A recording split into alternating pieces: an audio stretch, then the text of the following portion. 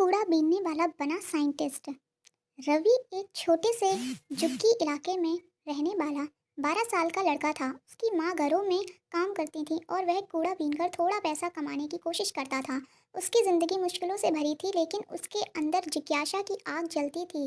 खराब सामान, नया सपना। रवि को अक्सर कचरे में फेंके हुए इलेक्ट्रॉनिक सामान मिलते। वह उन्हें ध्यान से देखता, उनके पुर्जों को अलग करता और सोचता कि ये चीज़ें कैसे काम करती हैं। एक दिन उसे एक टूटा फूटा ट्रांस मिला। उसने उसे खोला और उसके तारों को जोड़ने की कोशिश करने लगा। कई दिनों की मेहनत के बाद उसने उसे चालू कर लिया। यह उसकी पहली सफलता थी, एक अजनबी जिसने बदल दी जिंदगी। उस रवि के इस हुनर को पास के कॉलेज के एक प्रोफेसर रामेश वर्मा ने देखा। उन्होंने उसे कचरे में चीज़ें ढूंढते हुए देखा और जब उन्होंने रवि से पूछा कि वह क्या कर रहा है, तो रवि ने उत्साह से बताया कि इलेक्ट्रॉनिक्स को समझने की कोशिश कर रहा हूँ। प्रोफेसर वर्मा उसकी प्रतिभा में प्रभावित हुए और उसे अपने घर बुलाया। उन्होंने रवि को पुरानी किताबें और प्रयोग करने के लिए कुछ उपकरण दिए। सपनों की उड़ान। रवि अब हर दिन कॉलेज लाइब्रेरी में बैठकर विज्ञान और की किताबें पढ़ता। धीरे धीरे उसके छोटे छोटे प्रोजेक्ट बनाने शुरू किए। पुराना पंखा ठीक किया, लैंप बनाया और सोलर एनर्जी पर एक्सपेरिमेंट करने लगा। उसकी मेहनत रंग लाई जब उसने विज्ञान प्रदर्शनी में पहला पुरस्कार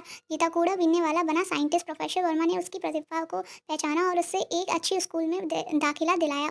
रवि ने पढ़ाई में कोई कसर नहीं छोड़ी। सालों की मेहनत के बाद एक प्रतिष्ठित वैज्ञानिक बन गया और नवीकरणीय ऊर्जा रिन्यूएबल एनर्जी पर शोध करने लगा। और दुनिया को यह दिखा था कि प्रतिभा अमीरी या गरीबी की मोहताज नहीं होती। उसकी कहानी इस बात पर साबुत है कि अगर मन में जुनून हो तो कोई भी तकदीर बदल सकता है। कूड़ा बीनने वाला अब वैज्ञानिक कहलाता है, तो कल फेंका था दुनिया ने वही आज चमक जाता है। इस कहानी से हमें यह सीख मिलती है, अगर आपके पास जुनून और मेहनत हो तो परिस्थितियां मायने नहीं रखती। किसी भी हाल में हार मानना नहीं चाहिए, क्योंकि कठिनाइयां सिर्फ एक कदम है सफलता की ओर। यह सीख में यह सिखाती है कि कभी भी हमें खुद को कम नहीं समझना चाहिए। हमारे सपने पूरे होने लगातार मेहनत करते रहना चाहिए। इस कहानी से हमें बहुत बड़ी सीख मिलती है। एक लाइक तो बनता